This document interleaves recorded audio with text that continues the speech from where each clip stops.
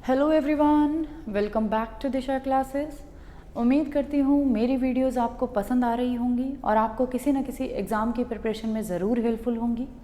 आज हम डिस्कस करेंगे चैप्टर 17 पार्ट 8। चैप्टर 17 हमारा है designing and managing integrated marketing communications. इस चैप्टर के भी 7 पार्ट्स ऑलरेडी अपलोडेड हैं। अगर अभी तक आपने नहीं देखे तो आप हमारी मार्केटिंग की प्लेलिस्ट को विजिट कर सकते हैं। मार्केटिंग की प्लेलिस्ट का लिंक मैं आपको वीडियो के एंड में भी प्रोवाइड करवा दूंगी। पार्ट 8 स्टार्ट करने से पहले एक बार हम देख लेते हैं लास्ट पार्ट में हमने क्या कवर किया था। लास्ट पार्ट में हमने कवर किया था the communications process model. Communication का क्या प्रोसेस होता है और उसका क्या मॉडल है। तो अगर हम इफेक्टिव कम्युनिकेशंस की बात करें तो 2 मॉडल्स थे हमारे पास इफेक्टिव कम्युनिकेशन के लिए। उन 2 मॉडल्स में से पहला था हमारे पास मैक्रो मॉडल, जिसको हमने लास्ट वीडियो में कवर किया है। दूसरा है माइक्रो मॉडल, जिसको आज की वीडियो में हम कवर करेंगे। मैक्रो मॉडल में हमने स्टडी किया कि भी जो हमारा कम्युनिकेशन प्रोसेस होता है उसमें टोटल कितने एलिमेंट्स होते हैं और वो एलिमेंट्स क्या क्या काम करते हैं या इंपॉर्टेंट एलिमेंट्स कौन से हैं।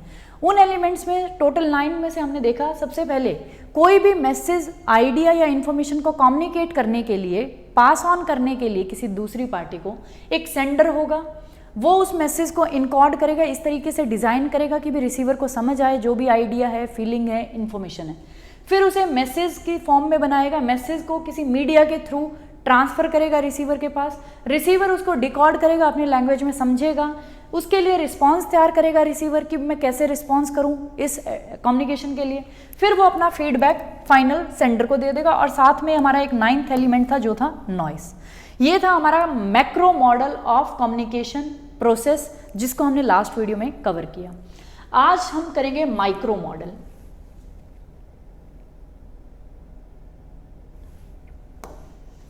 अगर हम माइक्रो मॉडल की बात करें, micro model of consumer responses, ये कह रहा है जितने भी माइक्रो मॉडल्स हैं, micro models of marketing communications concentrate on consumer specific responses to communications.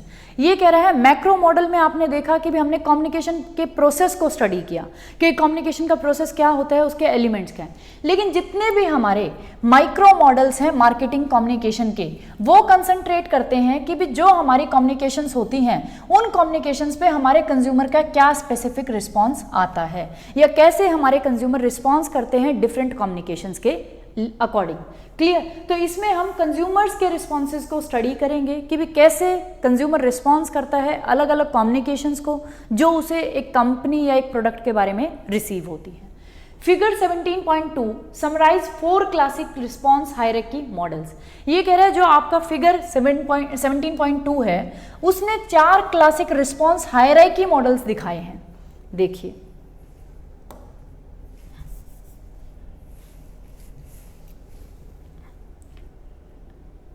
ये है हमारा फिगर 17.2। इसमें ये तो है हमारी स्टेजेस को आप छोड़ दो कि भाई कितनी स्टेजेस होती हैं, लेकिन कंज्यूमर क्या रिस्पॉन्स करता है, उसके रिस्पॉन्स की क्या हायरार्की है, कैसे कैसे वो रिस्पॉन्स करता है, किन किन स्टेजेस को पास करता है। तो उसमें इन्होंने हमारे पास जो कंज्यूमर के रिस्पॉन्स मॉडल्स हैं, जो हमारे माइक्रो मॉडल्स हैं, उनमें 4 क्लासिक मॉडल्स को हमें बताया है। पहला है AIDA model, hierarchy of effects model, innovation adoption model, communications model. तो ये 4 क्लासिक मॉडल हैं जो हमारे माइक्रो मॉडल्स हैं मार्केटिंग कम्युनिकेशन के। और इसमें हमने देखा है कि भी कैसे कंज्यूमर रिस्पॉन्स करता है अलग अलग कम्युनिकेशंस के लिए। क्लियर? तो यही इंपॉर्टेंट मॉडल्स हैं। सबसे इंपॉर्टेंट अगर मैं कहूँ बहुत इंपॉर्टेंट टॉपिक है जो कॉम्पिटिटिव एग्जाम्स में मेनली पूछा जाता है मॉडल्स के बारे में। इनमें क्या पूछा जाएगा, जो ये अलग अलग 4 मॉडल्स हैं कि भी इनमें से कौन सा किसका एलिमेंट नहीं है। अलग अलग मॉडल में अलग अलग एलिमेंट्स हैं, तो इनमें से एग्जाम में यही पूछा जाता है कि भी पहले तो यही पूछ लेगा माइक्रो मॉडल्स ऑफ कम्युनिकेशन कितने हैं। तो टोटल हमारे पास 4 क्लासिक माइक्रो मॉडल्स हैं कम्युनिकेशन के।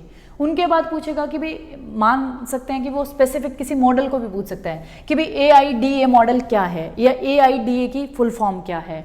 हायरार्की ऑफ इफेक्ट्स मॉडल में पूछ लेगा कितने एलिमेंट्स हैं और किन एलिमेंट्स की क्या सीक्वेंस है।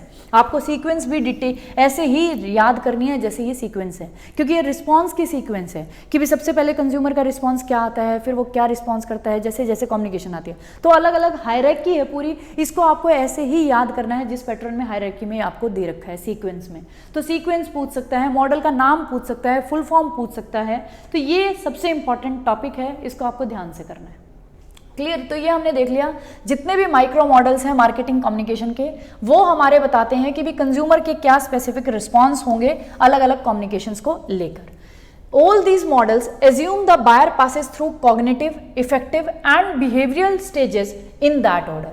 ये कह रहा है जितने भी आप मॉडल पढ़ेंगे तो उनमें ये सारे ही मॉडल ये एज्यूम करके चलते हैं कि भी हमारा जो बायर है वो 3 स्टेजेस के थ्रू पास होता है और इसी ऑर्डर में होता है। सबसे पहले तो वो कॉग्निटिव स्टेज को पार करता है, फिर वो इफेक्टिव स्टेज को पास करता है और लास्ट वो बिहेवियरल स्टेज को पास करता है। तो ये 3 स्टेजेस हैं जिनके थ्रू एक कंज्यूमर पास करता है जैसे ही वो किसी भी मार्केटिंग कम्युनिकेशन को रिसीव करता है, और उसका जो रिस्पॉन्स होता है वो भी इन तीनों स्टेजेस के साथ ही आता है। और इन तीनों स्टेजेस का जो ऑर्डर है वो भी यही रहता है, पहला होगा कॉग्निटिव, दूसरा होगा इफेक्टिव और तीसरा होगा बिहेवियरल। तो ये देखिए कॉग्निटिव स्टेज, इफेक्टिव स्टेज और बिहेवियरल स्टेज, ये 3 स्टेज है जिनके थ्रू एक कंज्यूमर पास करता है जब वो किसी कम्युनिकेशन के लिए रिस्पॉन्स करता है। और जितने भी आप चारों मॉडल्स पढ़ेंगे उनमें ये तीनों स्टेजेस का यही ऑर्डर रहेगा, पहले वो कॉग्निटिव स्टेज पे आएगा, फिर इफेक्टिव पे, फिर बिहेवियर स्टेज पे। लेकिन अलग अलग स्टेजेस पे अलग अलग फैक्टर्स अलग अलग मॉडल्स ने दिए हैं, हर एक स्टेज में अलग अलग एलिमेंट्स अलग अलग मॉडल्स ने बताए हैं। क्लियर? तो ये हमने देख लिया कि भी जब भी कंज्यूमर या जो बायर है वो किसी भी कम्युनिकेशन को रिसीव करता है तो उसका जो रिस्पॉन्स होगा वो 3 स्टेजेस के थ्रू पास होगा, कॉग्निटिव, इफेक्टिव एंड बिहेवियरल। एक MCQ आपका यहाँ से तैयार हो गया कि वो कितनी स्टेजेस हैं जिनके थ्रू एक बायर पास ऑन करता है जब वो किसी के कम्युनिकेशन के लिए रिस्पॉन्स देता है। तो ये आपका एक MCQ हो गया यहाँ से। क्लियर? उसके बाद है this learn feel do sequence. अब इनकी जो ये सीक्वेंस हैं अलग अलग, जो जितने भी हमारे मॉडल्स हैं उन्होंने अलग अलग सीक्वेंस दी है। पहली जो सीक्वेंस है वो है learn feel do. Learn feel do में क्या होगा, सबसे पहले कंज्यूमर लर्न करेगा, आपके प्रोडक्ट के बारे में इंफॉर्मेशन गेन करेगा, फिर फील करेगा, उसको फीलिंग आएगी लेना चाहिए नहीं लेना चाहिए, फील करेगा उसके बारे में, फिर डू करेगा मतलब फिर एक्शन लेगा, फिर उसको परचेज करेगा, परचेज करने का डिसीजन लेगा। एक सीक्वेंस हो सकती है ये रिस्पॉन्स ही तो है, उसे आपकी मान लो ऐड देखी उसने कंज्यूमर ने, अब उस ऐड को जब वो रिस्पॉन्स कर रहा है तो रिस्पॉन्स में वो क्या प्रोसेस को फॉलो कर रहा है, पहले पूरी इंफॉर्मेशन को लर्न कर रहा है, इंफॉर्मेशन को गेन कर रहा है, फिर फीलिंग्स आ रही हैं कि कैसा वो फील कर रहा है आपकी ऐड को देख के, उसके बाद वो डू कर रहा है मतलब कुछ एक्शन ले रहा है, परचेज करने का डिसाइड कर रहा है या ले ही रहा है, परचेज कर रहा है। This sequence is appropriate when the audience has a high involvement with a product category perceive to have high differentiation such as automobile और हाउस। ये कह रहा है ये जो सीक्वेंस होती है कि भी सबसे पहले आप इंफॉर्मेशन को गेन करते हैं, उसके बारे में नॉलेज लेते हैं, फिर आपकी फीलिंग्स आती हैं, फीलिंग्स के बाद आप एक्शन लेते हैं। तो ये किन केसेस में होता है, ये उन प्रोडक्ट के केसेस में होता है जहां जो आपका कंज्यूमर है, जो आपका ऑडियंस है, उसकी हाई इन्वॉल्वमेंट है उस प्रोडक्ट कैटेगरी के साथ और वो मानता है कि वो प्रोडक्ट कैटेगरी में हाई डिफरेंशिएशन है। मीन सभी जो भी कंपनीज हैं उनका प्रोडक्ट सेम नहीं है, उनके प्रोडक्ट में बहुत ज़्यादा डिफरेंशिएशन है, हर एक कंपनी का प्रोडक्ट एक दूसरे से वेरी करता है, वो डिफर है।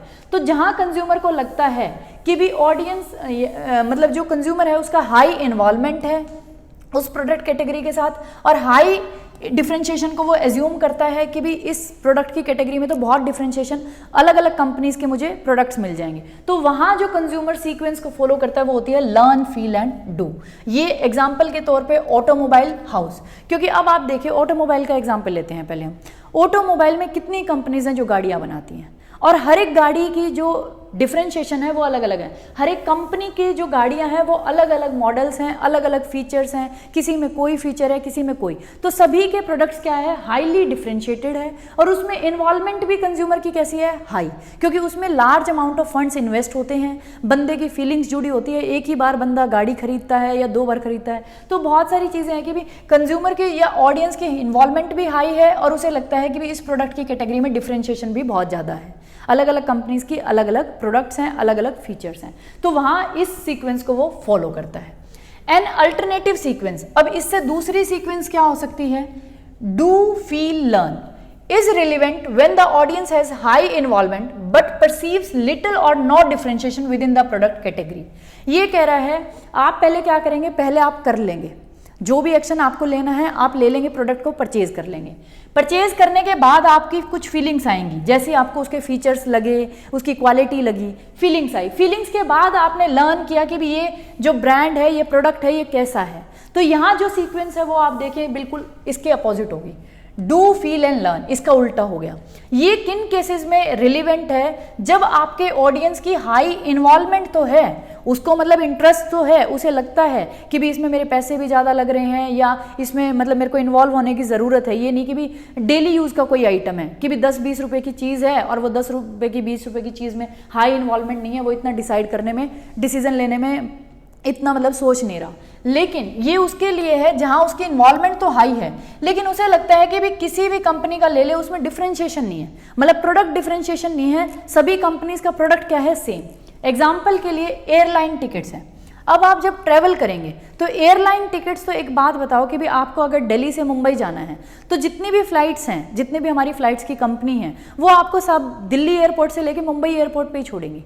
तो काम तो सबका सेम है, प्रोडक्ट क्या है सबका सेम, प्रोडक्ट में कोई डिफरेंस नहीं है। हाई इन्वॉल्वमेंट भी है क्योंकि बंदे को जब जाना है तो वो डिसाइड करता है कौन सा कम प्राइस पे मुझे अवेलेबल करवा रहा है टिकट्स को, किसकी फैसिलिटीज अच्छी हैं, तो कस्टमर की इन्वॉल्वमेंट हाई है। लेकिन प्रोडक्ट में कोई डिफरेंशिएशन नहीं है, सब सेम सर्विसेज आपको दे रहे हैं। या पर्सनल कंप्यूटर्स आप लगा सकते हैं, पर्सनल कंप्यूटर में जो फीचर्स मिलते हैं वही सब में मिलते हैं, डिफरेंशिएशन बहुत कम है वहाँ प्रोडक्ट में।